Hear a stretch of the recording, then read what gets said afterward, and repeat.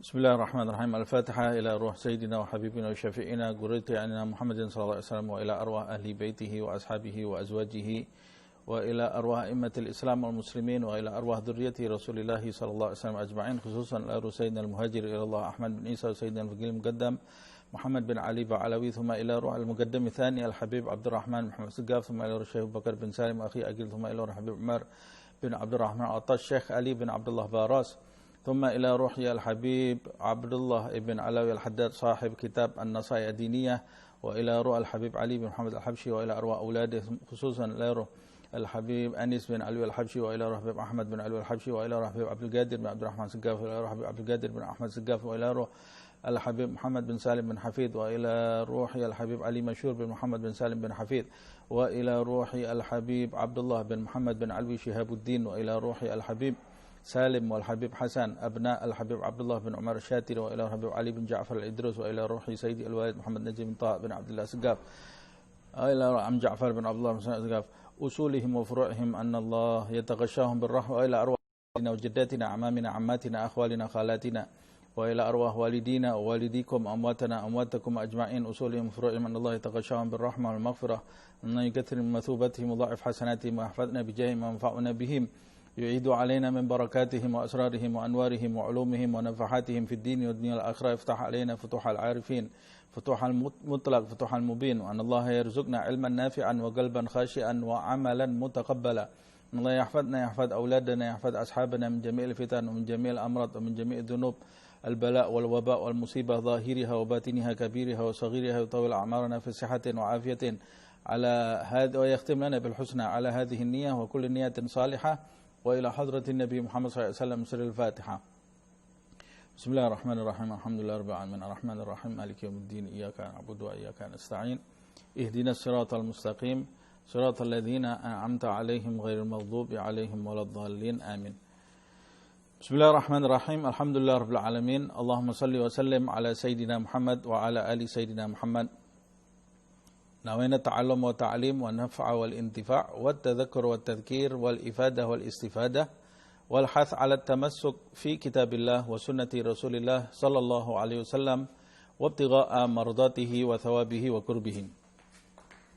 Alhamdulillah, di pertemuan yang lalu kita membahas bab tentang sedekah sunnah dalam kitab An-Nasaih Diniyah karya Al-Imam Abdullah bin Alawi Al-Haddad. Kita membahas ayat-ayat hadis dan ucapan para ulama yang menjelaskan tentang keutamaan bersedekah sunnah. Hari ini atau malam ini kita akan sama-sama mengkaji bab yang baru, masih di dalam rangkaian zakat dan sedekah. Bab yang baru adalah adab at-tasadduq, adab-adab bersedekah. Beliau Al-Imam Abdullah bin Al-Haddad berkata, wa'alam annal galila indallahi kathirun.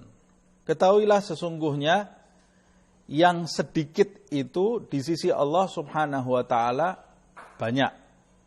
Sedikit yang kita keluarkan di sisi Allah subhanahu wa ta'ala itu adalah banyak, dihargai banyak oleh Allah subhanahu wa ta'ala. Allah subhanahu wa ta'ala itu menerima amal ibadah hambanya yang sekuat hamba tadi. Sebesar apapun amal yang dilakukan oleh seorang hamba, pada hakikatnya amal itu sedikit sekali dibanding dengan kebesaran Allah subhanahu wa ta'ala. Tapi sedikit yang dilakukan oleh seorang hamba itu diterima oleh Allah subhanahu wa ta'ala dengan kedermawanan Allah subhanahu wa ta'ala, sehingga sedikit yang dilakukan hamba itu dinilai banyak oleh Allah subhanahu wa ta'ala, dinilai besar oleh Allah subhanahu wa ta'ala. Itu sebabnya kita jangan pernah sekalipun meremehkan amal baik sekecil apapun, seperti halnya kita jangan meremehkan perbuatan dosa sekecil apapun, sebab perbuatan dosa yang kita lakukan walaupun kecil, tapi dosa itu dilakukan di hadapan Zat yang maha besar juga, maka nilainya menjadi besar, na'udzubillah min dzalik. Tapi kaitannya dengan bab sedekah ini, sedikit yang dilakukan oleh seorang hamba dinilai banyak oleh Allah Subhanahu wa taala, karena Allah Subhanahu wa taala melipat gandakan balasan pahala bagi orang yang bersedekah berlipat-lipat sampai 10 kali lipat, bahkan di atas itu, bahkan tak terhingga. Wa kullu ma'ruf sadaqah. Segala perbuatan baik itu sebenarnya adalah sedekah. Segala perbuatan baik yang kita lakukan itu adalah sedekah. Tasbih kita sedekah, tahlil kita sedekah. Menyingkirkan batu dari jalan juga termasuk dinilai sedekah oleh Allah Subhanahu wa taala. Begitu pula ketika kita mengeluarkan sebagian dari harta kita lillah karena mengharapkan pahala dari Allah, balasan dari Allah Subhanahu wa taala. Wa kullu ma'ruf sadaqah. Segala perbuatan ma'ruf, perbuatan yang baik itu sedekah di sisi Allah Subhanahu wa taala. Wala tastahgir syai'an taf'aluhu minal khair istihgaran yamna'uka min fi'lihi. Setiap perbuatan baik adalah sedekah. Itu sebabnya kalian, kata Imam Abdullah bin Al-Haddad, jangan pernah meremehkan perbuatan baik, suatu perbuatan baik yang kalian lakukan sekecil apapun dengan pandangan remeh yang nanti akan mencegah kalian untuk melakukan perbuatan baik tadi. Jangan pernah merasa, wah ini perbuatan baik ini nilainya kecil. Sebab manusia itu pada umumnya bertabiat setiap perbuatan yang dia lakukan, perbuatan baik yang dia lakukan, dia mengharapkan balasan. Jadi kalau dia meremehkan perbuatan baik, maka sifatnya yang meremehkan perbuatan baik itu akan menjadi pencegah bagi dirinya untuk melaksanakan perbuatan baik tadi. Makanya jangan pernah meremehkan perbuatan baik sekecil apapun. Sebab Allah Subhanahu wa taala menutupi amal perbuatan baik mana yang bisa menjadikan kita, bisa menjadi wasilah bagi kita untuk masuk ke surga. Amal baik yang mana? Ditutupi oleh Allah Subhanahu wa taala, kita tidak tahu. Imam Ghazali rahimahullah, siapa yang tidak kenal Imam Ghazali? Bagaimana ilmunya Imam Ghazali, bagaimana mujahadahnya Imam Ghazali, bagaimana kitab-kitab karangan Imam Ghazali, kitab Ihya Ulumuddin, kitab Bidayatul Hidayah, kitab Minhajul Abidin. Imam Ghazali guru besar sampai disebut Hujjatul Islam. Pada saat beliau wafat, ada seorang pecintanya yang memimpikan Imam Ghazali. Ditanya, wahai guru, wahai imam, bagaimana kondisi kamu saat ini? Kata Imam Ghazali, alhamdulillah saya berada di bawah ampunan Allah Subhanahu wa taala. Allah Subhanahu wa taala mengampuni dosa-dosa saya, kata Imam Ghazali. Karena apa Allah Subhanahu wa taala mengampuni dosa-dosamu? Apakah karena kitab Ihya-mu, atau karena kitab Bidayatul Hidayahmu, atau karena kitab Minhajul Abidin, atau karena tahajudmu, atau karena uzlahmu, beruzlah sampai belasan tahun Imam Ghazali? Apa karena uzlahmu itu engkau diampuni dosa-dosanya oleh Allah Subhanahu wa taala? Kata Imam Ghazali, tidak, bukan karena itu Allah mengampuni saya. Karena apa? Kata Imam Ghazali, sebab Allah mengampuni saya dan merahmati saya karena suatu ketika saya sedang menulis kitab, kata Imam Ghazali, seperti yang disebutkan di dalam penjelasan para ulama, dulu orang kalau menulis kitab, tintanya itu tinta yang jadi penanya itu dicelupkan ke tinta, kemudian baru menulis. Nah, tinta yang digunakan untuk menulis itu asalnya dari perasan buah.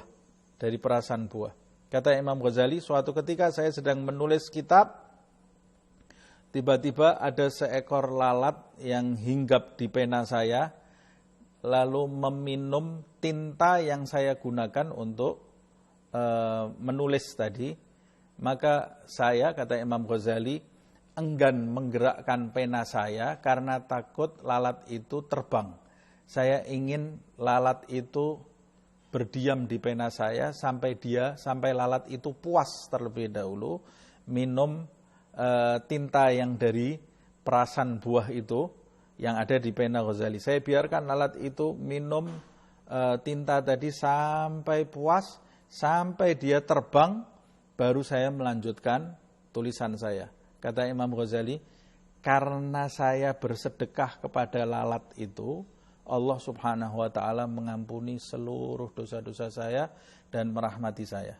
Coba kita bayangkan, mana amal yang kalau kita memandangnya, mendengar cerita ini adalah perbuatan yang sepele sekali. Membiarkan lalat minum dari perasan buah tinta yang digunakan tinta oleh Imam Ghazali. Tapi justru itu yang menjadikan Allah subhanahu wa ta'ala merahmati Imam Ghazali. Begitu juga sebagian orang disebutkan di dalam kitab, ada satu orang punya kebiasaan setiap hari menyediakan roti, kemudian dia keluar dari rumahnya, roti itu dia berikan kepada siapapun yang pertama dia temui di pagi hari itu. Makhluk Allah yang pertama kali dia temui, siapapun itu dia berikan ke makhluk itu roti tadi. Bertahun-tahun dia lakukan sampai suatu ketika dia keluar dari rumahnya di pagi hari seperti biasa siap dengan roti tadi, tapi dia tidak mendapati ada manusia yang lewat. Tiba-tiba ada seekor keledai yang lewat. Kata dia di dalam hati, keledai ini termasuk makhluk Allah SWT. Sudah istiqomah saya lakukan, makhluk Allah yang pertama kali yang saya temui itu yang akan saya berikan roti ini kepadanya, maka hari ini sedekah ini bagian keledai ini. Wafat orang ini, kemudian dimimpikan oleh keluarganya, bagaimana kondisimu? Seperti Imam Ghazali tadi, saya diampuni, dirahmati oleh Allah. Sebab apa? Sebab saya pernah suatu kali sedekahnya saya berikan kepada keledai yang saya temui pertama kali di pagi hari. Nah, bukan berarti sedekah yang kepada manusia itu tidak ada manfaatnya. Sedekah yang kepada manusia itu ada manfaatnya. Tapi amalan mana yang menjadikan kita masuk ke dalam surga Allah, itu yang memilih adalah Allah Subhanahu wa taala. Boleh jadi kita ini diampuni oleh Allah Subhanahu wa taala karena amal perbuatan yang sangat kecil sekali di mata kita, padahal itu bisa menjadi sarana bagi kita untuk diampuni oleh Allah Subhanahu wa taala. Bahkan bisa menjadi sarana mendapat kedudukan di sisi Allah Subhanahu wa taala. Dalam cerita yang lain disebutkan ada satu orang keluar dari pasar membeli makanan, tiba-tiba di depannya ada seorang pengemis yang kelaparan. Dia tadinya mau membawa makanan itu ke rumah untuk dimakan, tapi karena dia masih kenyang, akhirnya makanan itu diberikan kepada pengemis. Dia tidak paham pengemis itu ternyata salah satu wali Allah Subhanahu wa taala. Orang yang punya kedudukan tinggi di sisi Allah Subhanahu wa taala yang sedang kelaparan. Diberikan nasi itu, kemudian dia meninggalkan pengemis tadi tanpa mengetahui siapa pengemis itu. Pada waktu dia berjalan menjauh ke pengemis itu, si pengemis yang merupakan kekasih Allah itu memakan makanan tadi, kemudian dia berdoa kepada Allah, ya Allah, seperti halnya laki-laki itu menyumbat perutku, maka sumbatlah seluruh kelalaian yang ada di dalam dirinya dan jadikan dia sebagai kekasihmu. Orang tadi berjalan beberapa langkah, dilantik menjadi wali oleh Allah Subhanahu wa ta'ala, karena sepele memberikan sebungkus nasi kepada seorang pengemis yang ternyata pengemis itu adalah salah satu kekasih Allah Subhanahu wa ta'ala. Makanya di dalam kalimat nasihat ini, beliau Al-Imam Abdullah bin Al-Haddad mengatakan, wala tastahjiranna syai'in taf'aluhu minal khairi. Jangan kamu menyepelekan sedikit pun perbuatan baik yang kamu lakukan, istighgaran yamna'uka min fi'lihi, dengan menyepelekan itu menjadikan kamu tercegah untuk melakukannya karena kamu menganggap ini sepertinya tidak berguna amal ini atau amal ini, amal yang kecil kemudian kamu tinggalkan, boleh jadi amal itu yang menjadi sebab kamu menjadi kekasih Allah Subhanahu wa taala atau mendapat kedudukan di sisi Allah, atau menjadikan seluruh dosamu diampuni oleh Allah, atau menjadikan kamu masuk ke dalam lingkaran rahmat Allah Subhanahu wa taala dan mencapai ridha Allah Subhanahu wa taala. Qala alaihi salatu wassalam, Rasulullah sallallahu alaihi wasallam bersabda, la tahjiranna minal ma'rufi syai'an. Janganlah engkau meremehkan perbuatan baik sedikit pun, kata Rasulullah. Walau antalqa akhaka biwajhin taligin wa tasaddaq kulla yaumin bi syai'in wa ingalla. Jangan kamu remehkan sekecil amal pun perbuatan baik, dari perbuatan baik, walaupun amal itu hanya engkau tersenyum di wajah saudaramu. Senyum kita kepada saudara kita, jika diniati senyum itu mencari ridha Allah Subhanahu wa taala, itu kata Rasulullah SAW, senyummu itu jangan kau remehkan. Karena tersenyum kepada saudaramu, kata Rasulullah SAW, itu bisa berarti banyak di sisi Allah Subhanahu wa taala, walaupun kita melakukannya mudah. Kita melakukannya mudah karena Allah Subhanahu wa taala di sisinya tidak ada perbuatan baik yang kecil di sisi Allah Subhanahu wa taala, walaupun menurut kita ini kecil dan sedikit, tapi di sisi Allah tidak ada perbuatan baik yang kecil dan sedikit. Semuanya menjadi diberkahi, menjadi banyak, tergantung yang mengamalkan itu ikhlas mengharapkan ridha Allah Subhanahu wa taala. Kemudian Nabi mengatakan, waj'alhu min awwalin nahar wa tasaddaq kulla yaumin bi syai'in wa inggal. Kata Rasulullah, dan bersedekahlah kamu setiap hari. Kulla yaumin. Bersedekahlah kamu setiap hari bi syai'in, dengan sesuatu, wa ingalla, walaupun itu sedikit. Umpamanya 1.000 rupiah atau 2.000 rupiah. Nabi malah memberi contohnya lebih besar lagi, lebih kecil lagi dari itu.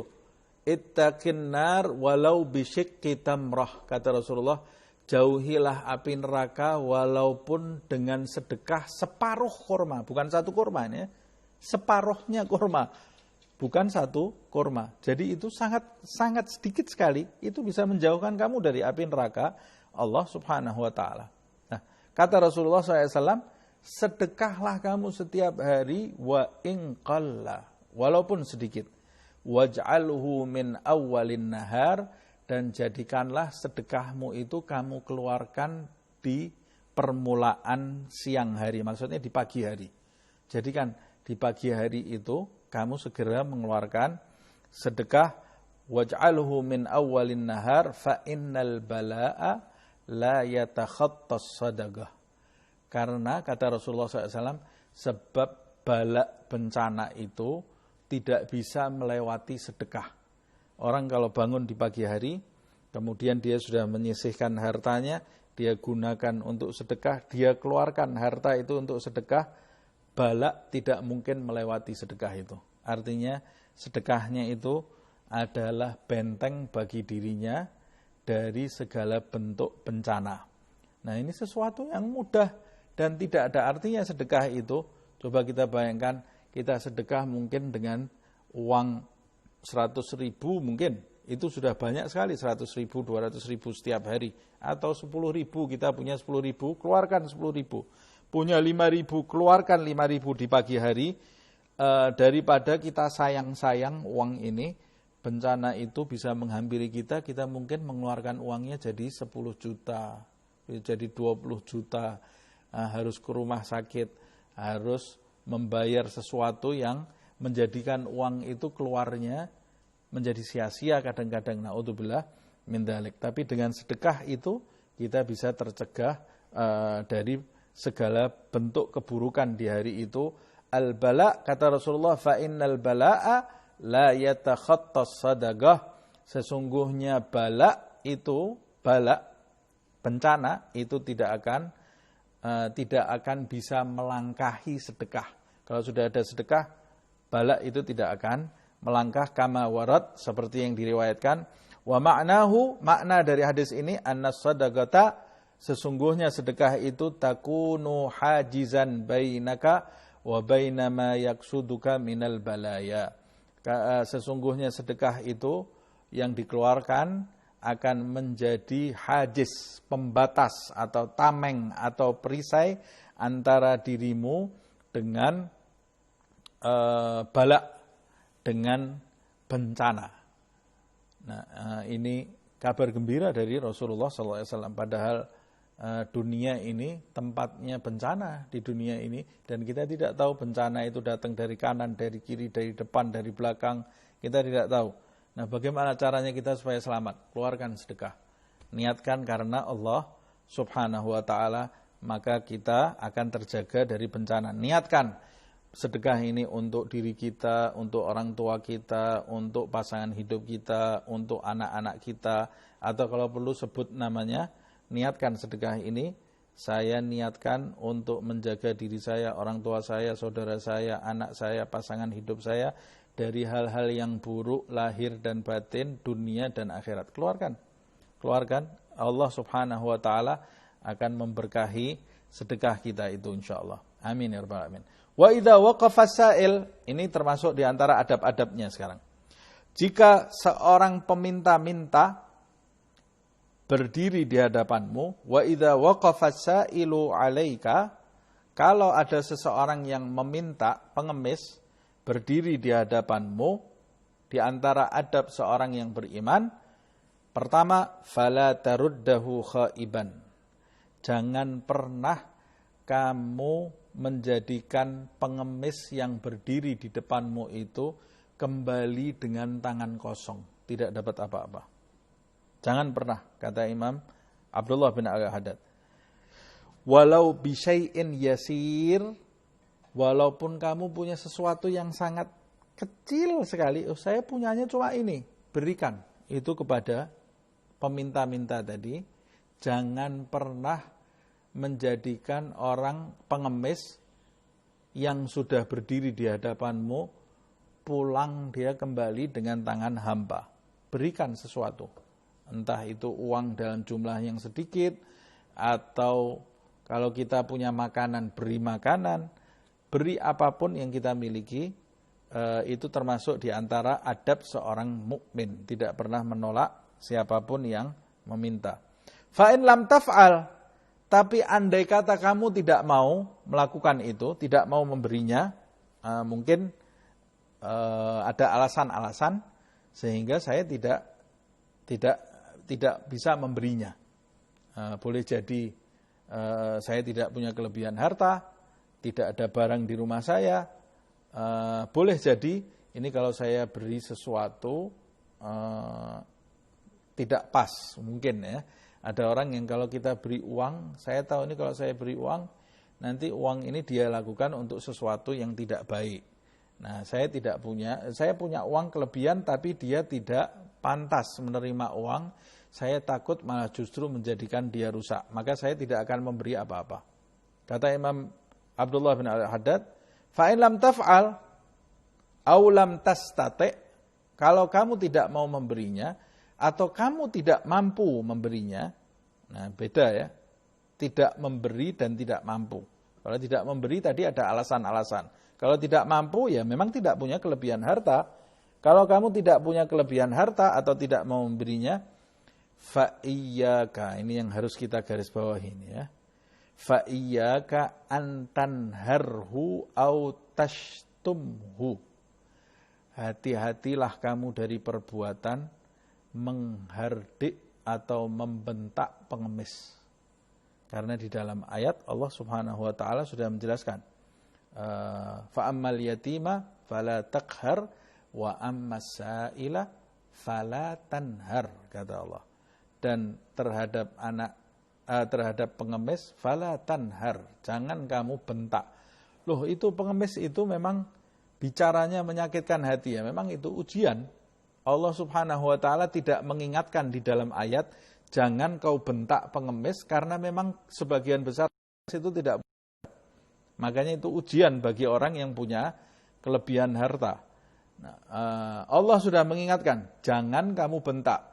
Berarti pengemis itu, rata-rata pengemis menjadikan kita ingin membentaknya. Karena sebagian besar tidak punya adab.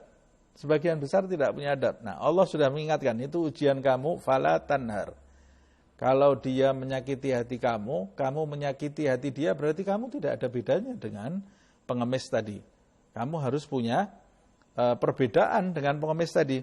Nah, Al-Imam Abdullah bin Al-Haddad mengatakan, fa'iyaka, hati-hati. Kata-kata iyaka, hati-hati, itu berarti berbahaya sekali orang yang membentak pengemis atau orang yang meminta-minta. Bahayanya besar. Wasrifhu anka birifik wa wajhin talik. Jadi harus bagaimana kalau saya tidak mau memberinya atau tidak mampu memberinya atau tidak akan memberinya, antarkan dia keluar, kata Habib Abdul Haddad, biarkan dia berpaling darimu, jadikan dia itu berpaling darimu, birifik, dengan lemah lembut, wa wajhin talik, dan dengan wajah yang tidak cemberut, dengan wajah yang menyenangkan, bukan dengan wajah yang cemberut atau dengan wajah yang pandangan mata yang meremehkan pengemis tadi.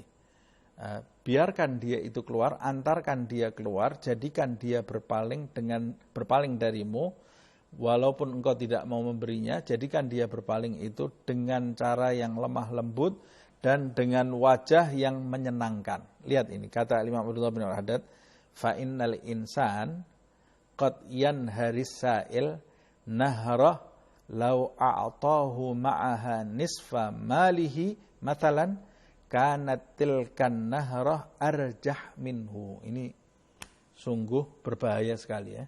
Kata Habib Abdul Haddad, boleh jadi seseorang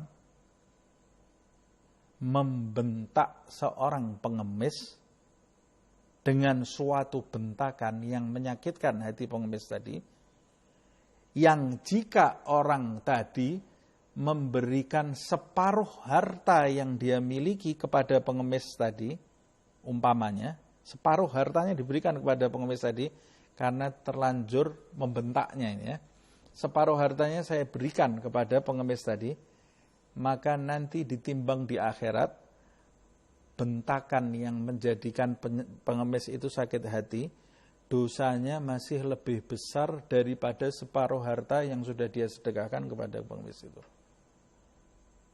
Separuh harta kita sedekahkan ke pengemis itu, masih lebih enteng nanti di timbangan hari kiamat daripada bentakan kita yang menjadikan sakit hatinya sang pengemis tadi.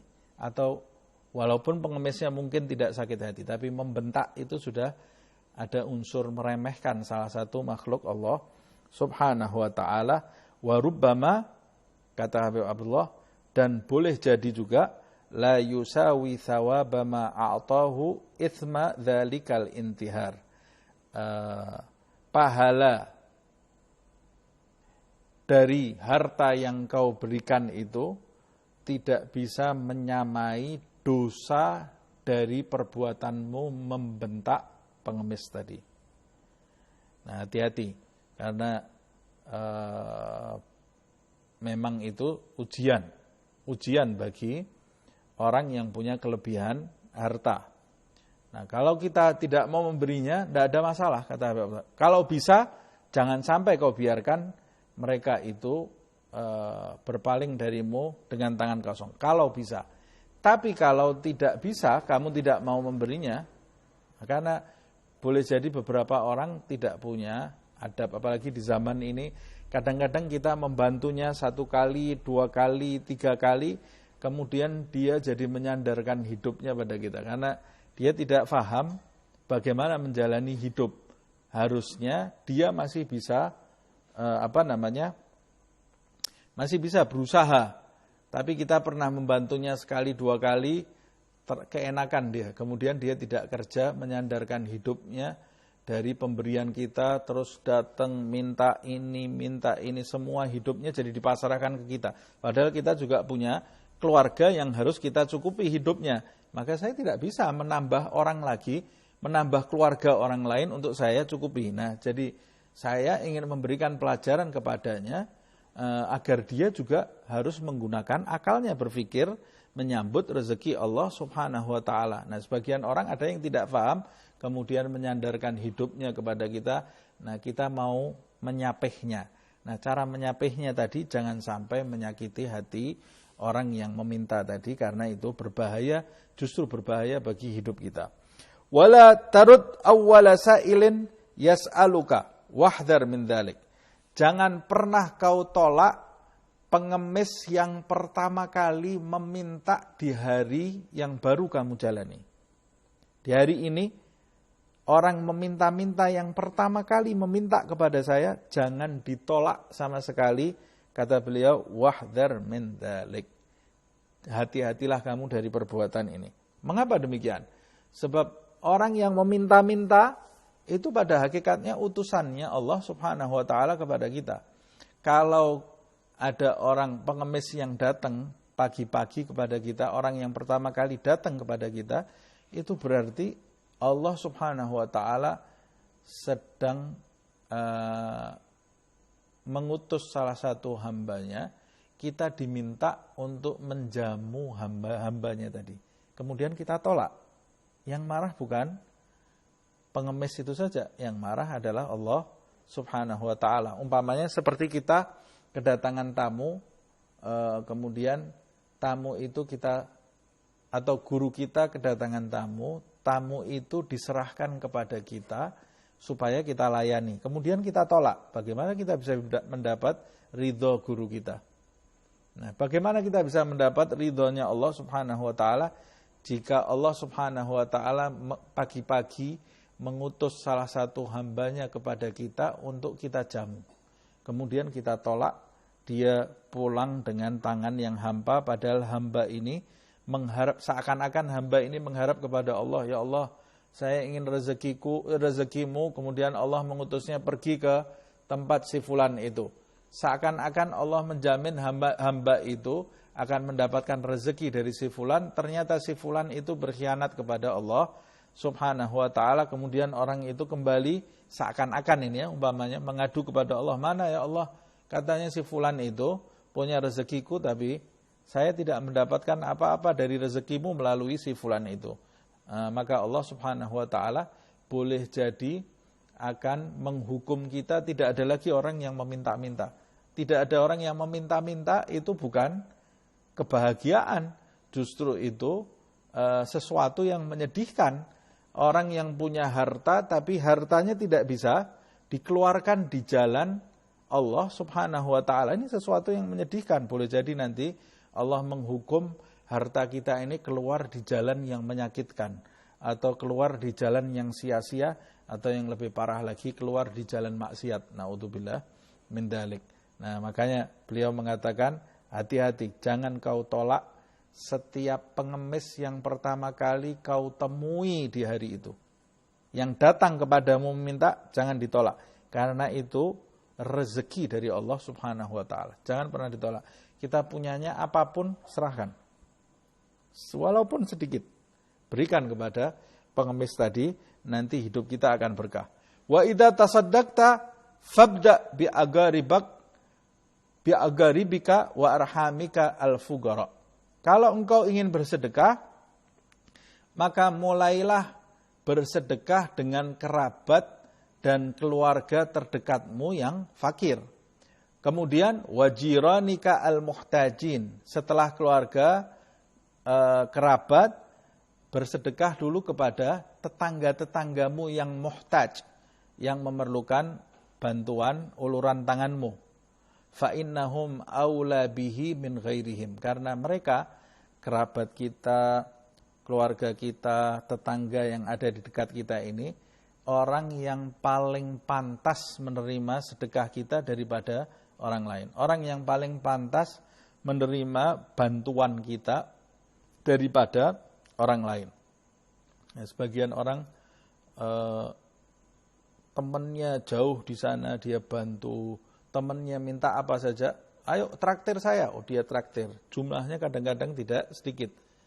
dia traktir mau 5 juta, mau 10 juta, atau temannya mengajak pergi jalan-jalan ke satu tempat, jumlahnya dengan besar, atau mentraktir temannya ketika dia ulang tahun, bisa memakan biaya yang besar sekali, tapi saudaranya sendiri ada yang tidak bisa makan. Kerabat dekatnya ada yang terlilit hutang, atau tetangganya ada yang tidak bisa membayar obat, menebus obat untuk penyakitnya. Ini orang yang tidak faham bagaimana mendekat kepada Allah Subhanahu wa taala. Atau sedekahnya itu boleh jadi bukan karena Allah Subhanahu wa taala. Boleh jadi punya kepentingan-kepentingan lain. Wathawab fis sadaqah alaihim aktsar wa a'zam. Padahal pahala bersedekah kepada kerabat, kepada keluarga, kepada tetangga yang di sekitar kita yang miskin, itu pahalanya lebih besar dan lebih agung dan lebih banyak. Aktsar wa a'zam. Rasulullah sallallahu alaihi wasallam bersabda, qala Nabi sallallahu alaihi wasallam, as-sadaqatu 'alal aqaribi sadaqah wasilah. Sedekah kepada kerabat kita itu pahalanya 2. Pahala sedekah dan pahala mempererat tali silaturahmi. Pahalanya besar. Sedekah wasilah, kata Rasulullah SAW. Sedekah dan silaturahmi. Silaturahmi yang paling afdol itu. Kalau kita silaturahminya cuma datang saja ke rumahnya, kita orang yang punya kelebihan harta, kita datang ke rumahnya, kita tahu ini orang sakit, orang susah, kita datang ke sana cuma doa saja. Semoga disembuhkan oleh Allah. Padahal dia tahu kita ini punya kelebihan harta. Itu bukan silaturahmi itu. Kalau silaturahmi itu kita punya kelebihan harta, datang ke tempat saudara kita atau tetangga kita, kita tahu perlu bantuan kita keluarkan sebagian harta, kelebihan harta yang kita miliki ini, pahalanya besar, dan itulah hakikat silaturahmi yang sebenarnya. Silaturahmi yang sebenarnya itu tolong menolong di jalan Allah Subhanahu wa taala. Hari ini kita mungkin menolong, di kemudian hari kita mungkin belum tentu menolong terus, bisa jadi kita juga ditolong. Memang hidup itu seperti itu. Manusia itu seperti itu. Kata Allah Subhanahu wa taala, tu'til mulka man tasya wa tanzi'ul mulka mimman tasya wa tu'izzu man tasya wa tudhillu man tasya biyadikal khair. Allah itu memberikan kekuasaan kerajaan bagi siapa yang dikehendaki, mencabutnya bagi siapa yang dikehendaki, memuliakan siapa yang dikehendaki, menghinakan siapa yang dikehendaki, biyadikal khair, dan hanya di tanganmu wahai Allah segala kebaikan. Wa qala alaihi salatu wassalam, Rasulullah sallallahu alaihi wasallam juga bersabda, al-muta'addi fis sadaqati kamani'iha. Orang yang melampaui batas dalam bersedekah seperti orang yang mencegah sedekah.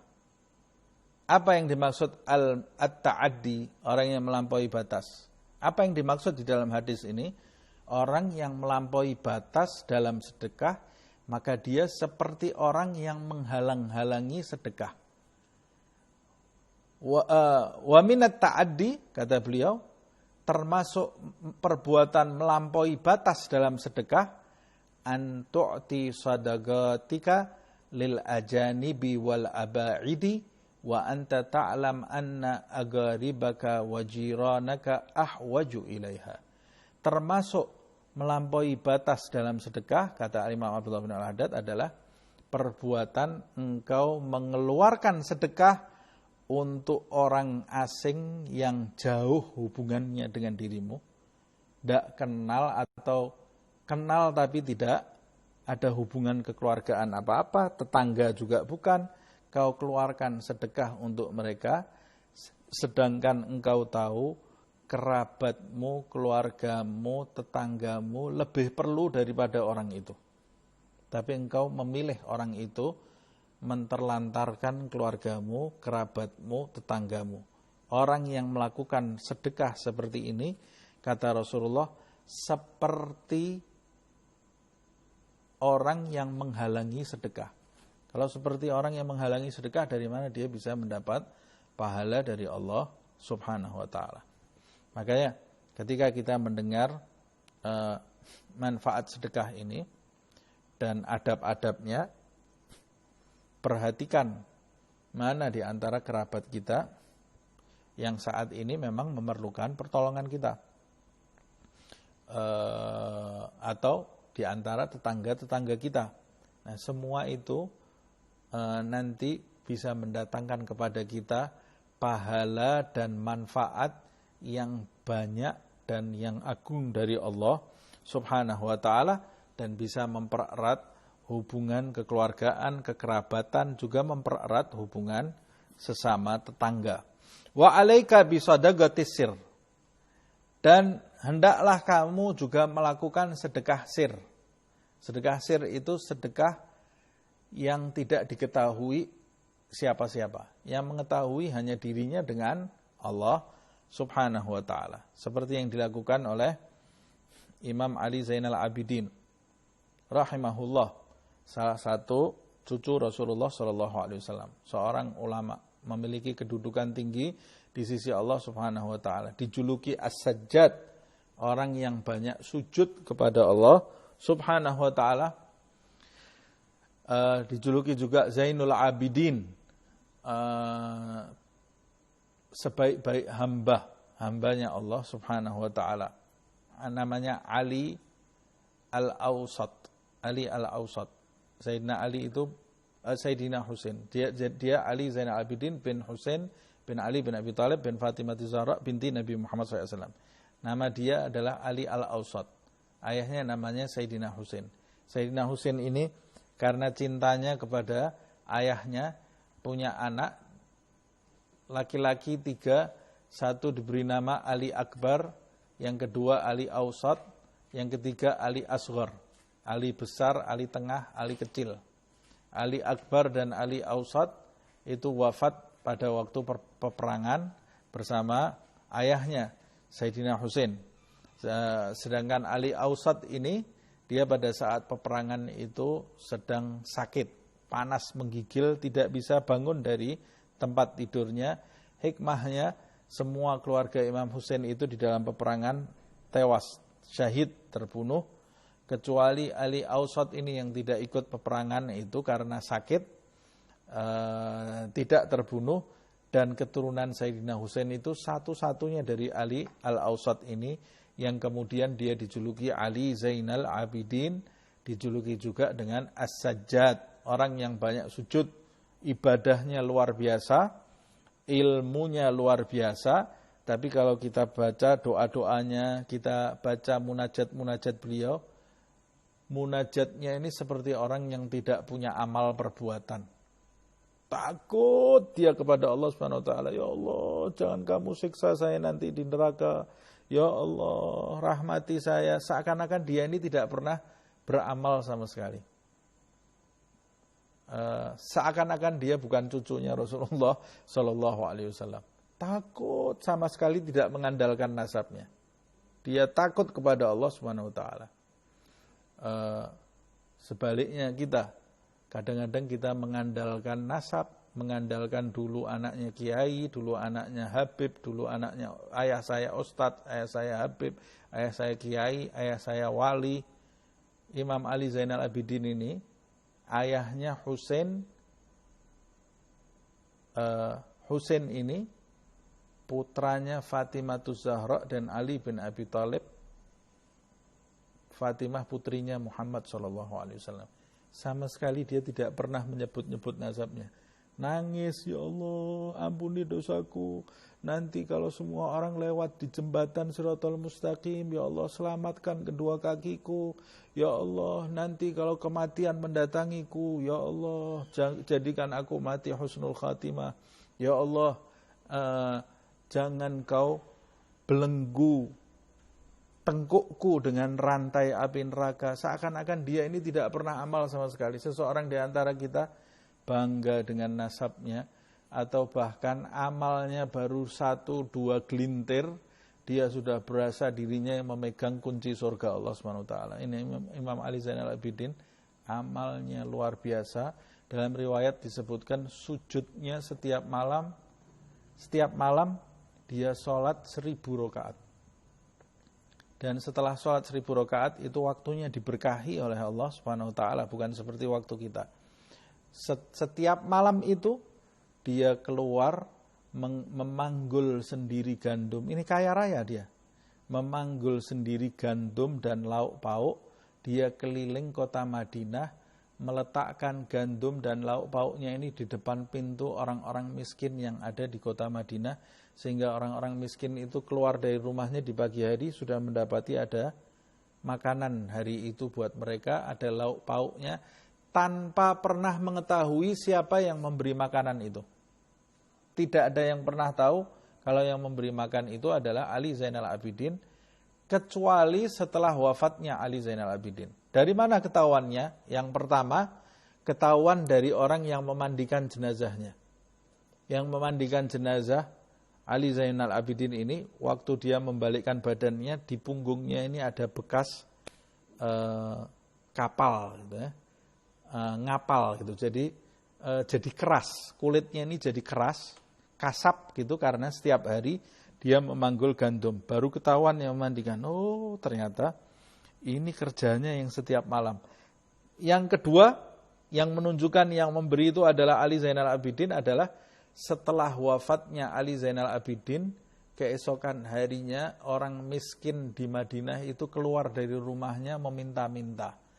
Sudah tidak ada lagi orang yang mengcover keperluan mereka. Waktu hidupnya Ali Zainal Abidin, mereka keperluannya di-cover oleh Ali Zainal Abidin. Ini sedekah sir ini namanya ya. Tidak ada orang tahu. Kata beliau, faqad warad, telah disebutkan di dalam riwayat, anna thawabaha, sesungguhnya pahalanya sedekah sir atau sedekah sembunyi-sembunyi itu, yudha'af ala thawabis sadaqah adh-dhahirah 70 di'fan. Pahalanya sedekah sir itu dilipat gandakan oleh Allah Subhanahu wa taala daripada sedekah secara nyata terang-terangan 70 kali kelipatan. Padahal sedekah terang-terangan ini sudah dilipatkan oleh Allah Subhanahu wa taala, sedekah sir dilipatkan kelipatannya sedekah secara terang-terangan. Wa qala alaihi salatu wassalam, Rasulullah SAW juga bersabda, shadaqatus sir tutfi'u ghadabar rabbi. Sedekah sir itu memadamkan murkanya Tuhan. Subhanallah. Jadi orang yang biasa sedekah sir, dia itu Allah tidak akan pernah murka kepadanya. Beliau mengatakan, wa ayyu syai'in a'zam min ghadabihi subhanahu wa ta'ala.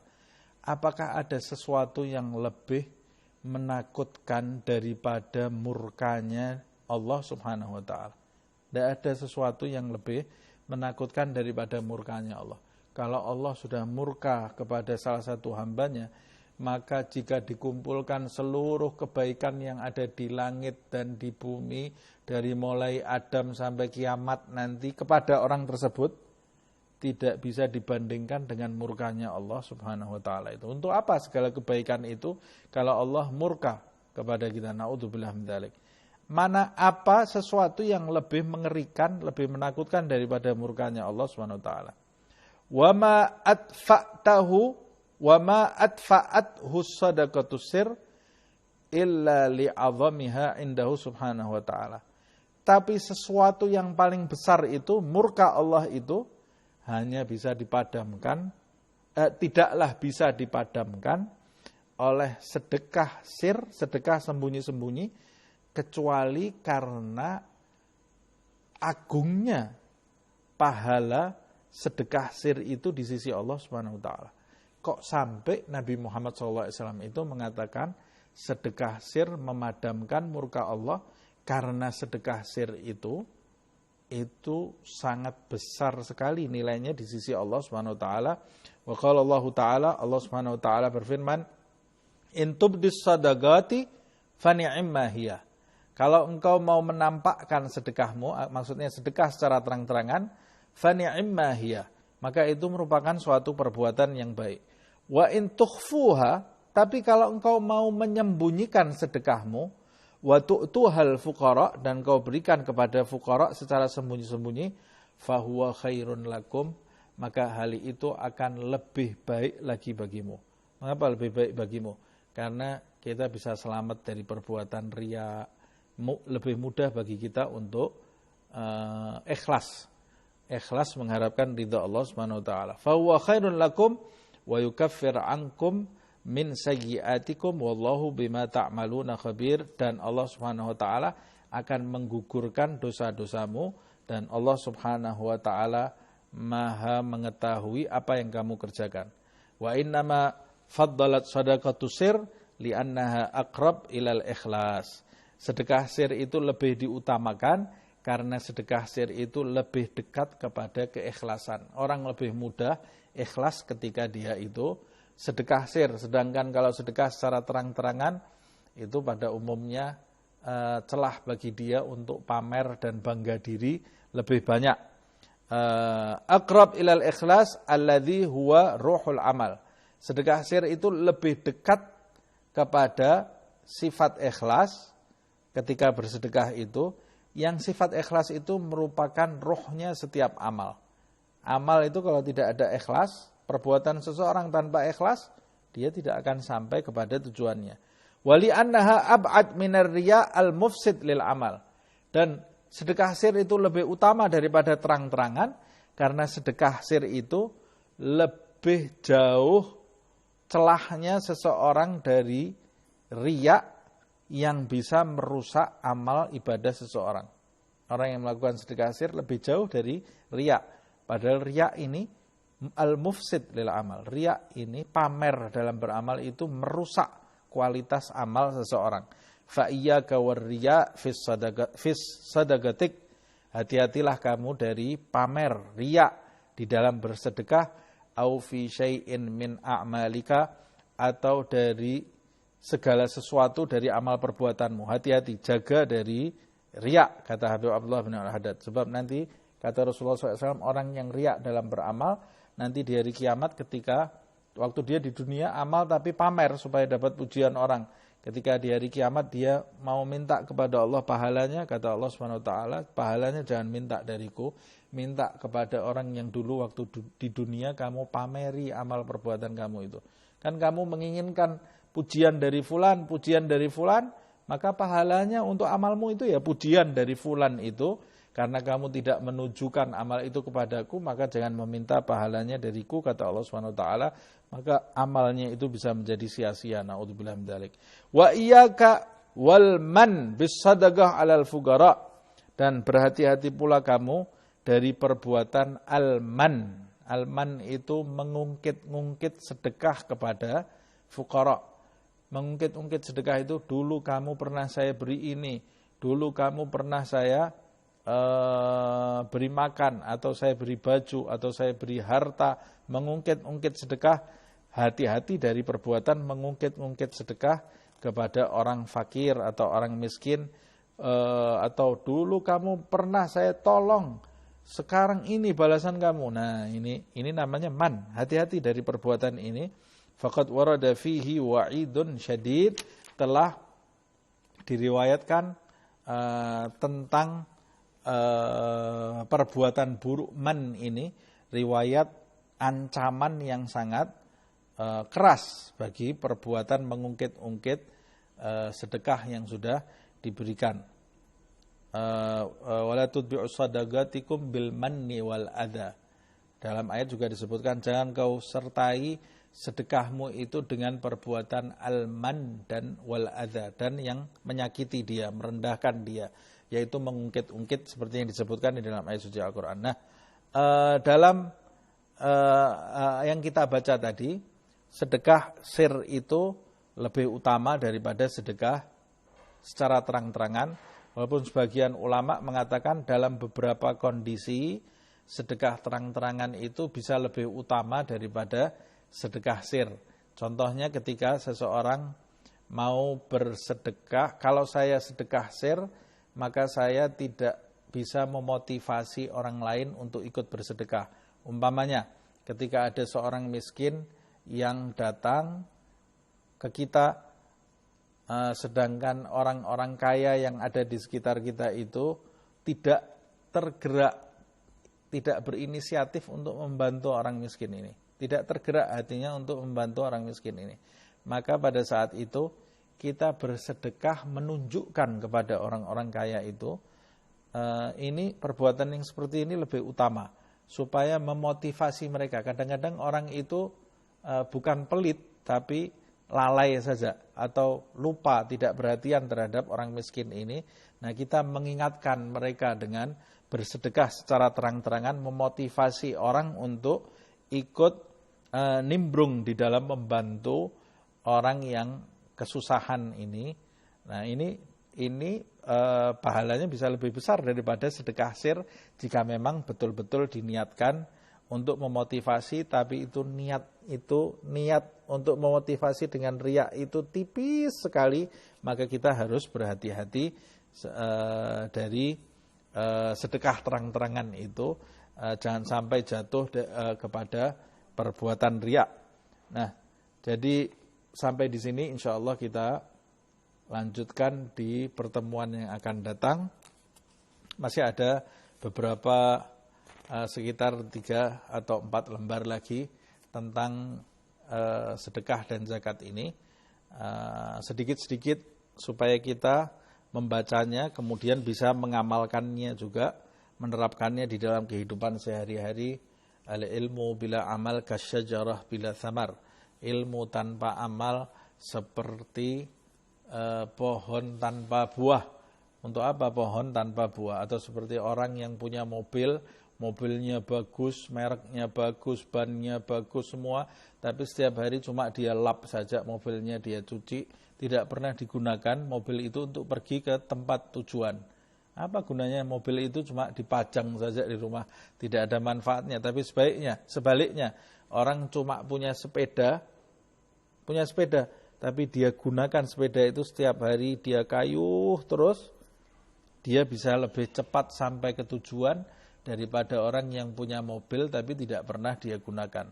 Nah, mudah-mudahan Allah Subhanahu wa taala menjadikan kita hamba-hambanya yang berilmu dan mengamalkan ilmu di dalam kehidupan sehari-hari, ikhlas mengharapkan ridha Allah Subhanahu wa taala. Semoga Allah Subhanahu wa taala mengaruniai kita rezeki yang melimpah, halal, thayyib, tanpa susah, tanpa kesulitan, rezeki yang menjadikan kita termasuk hamba-hambanya yang dermawan, rezeki yang menjadikan kita kelak di hadapan Allah Subhanahu wa taala mendapat ridha Allah Subhanahu wa taala, rezeki yang bermanfaat, yang menjadi saksi baik bagi kita di hadapan Allah Subhanahu wa taala. Semoga Allah Subhanahu wa taala mencabut dari dalam hati kita sifat pelit, sifat kikir, sifat bakhil, sifat riya, sifat ujub, sifat man, sifat adza, mengungkit-ungkit pemberian kepada orang fakir, menyakiti hati orang fakir. Semoga Allah Subhanahu wa taala memberikan kita kesabaran menghadapi orang-orang fakir, tidak termasuk orang-orang yang membentak orang-orang fakir seperti yang disebutkan di dalam ayat larangannya, fa ammas-sa'il wa ammas-sa'ila fala tanhar. Semoga Allah Subhanahu wa taala mencabut dari dalam hati kita sampai ke akar-akarnya rasa cinta kepada dunia, rasa cinta kepada selain Allah Subhanahu wa taala, kepada selain Allah Subhanahu wa taala, dan menggantinya dengan sifat zuhud, menggantinya dengan sifat wara, menggantinya dengan sifat sabar, menggantinya dengan sifat husnudzan, menggantinya dengan cinta kepada Allah Subhanahu wa taala, cinta kepada Nabi Muhammad sallallahu alaihi wasallam, cinta kepada ahlul baitnya, kepada sahabatnya, kepada ulama, kepada pewaris Nabi Muhammad sallallahu alaihi wasallam, dan dijadikan kita kelak berkumpul bersama mereka di surga Firdaus Allah Subhanahu wa taala yang tertinggi, bersama kedua orang tua kita, pasangan hidup kita, anak-anak kita, saudara-saudara kita, orang-orang yang kita cintai dan orang-orang yang mencintai kita tanpa didahului hisab, fitnah, siksa dan adab. Amin ya rabbal alamin. Ala hadhihi niyyah wa kulli niyatin salihah wa ila hadratin Nabi Muhammad SAW. Al-Fatihah. Bismillahirrahmanirrahim. Alhamdulillahirabbil alamin arrahmanirrahim maliki yaumiddin. iyyaka na'budu wa iyyaka nasta'in ihdinas siratal mustaqim siratal ladzina an'amta 'alaihim ghairil maghdubi 'alaihim waladdallin amin. Ya Rabbana a'tarafna bi anna naqtarafna wa annana asrafna ala ladha ashrafna fatub 'alaina tauba taghsil li kulli hauba wastur lana al-'awrati wa aminir raw'ati waghfir li walidina rabbi wa mauludina wal ahli wal ikhwani wa sairil khillani wa kulli dhi mahabba aw jiratin aw suhba wal muslimina ajma' amin. Rabbi isma' fadlan wa judan manna la biktisabin minna bil mustafa rasuli nahdha bi kulli suli bil mustafa rasuli nahdha bi kulli suli bil mustafa rasuli nahdha bi kulli suli salla wa sallam rabbi alaihi addal habbi wa alihi was sahbi idada tashis sahbi walhamdu lil ilahi fil bad'i wat tanahi. Subhanakallahumma wa bihamdika asyhadu an la ilaha illa anta astaghfiruka wa atubu ilaik. Subhana rabbika rabbil izzati amma yasifun wa salamun alal mursalin walhamdulillahi rabbil alamin.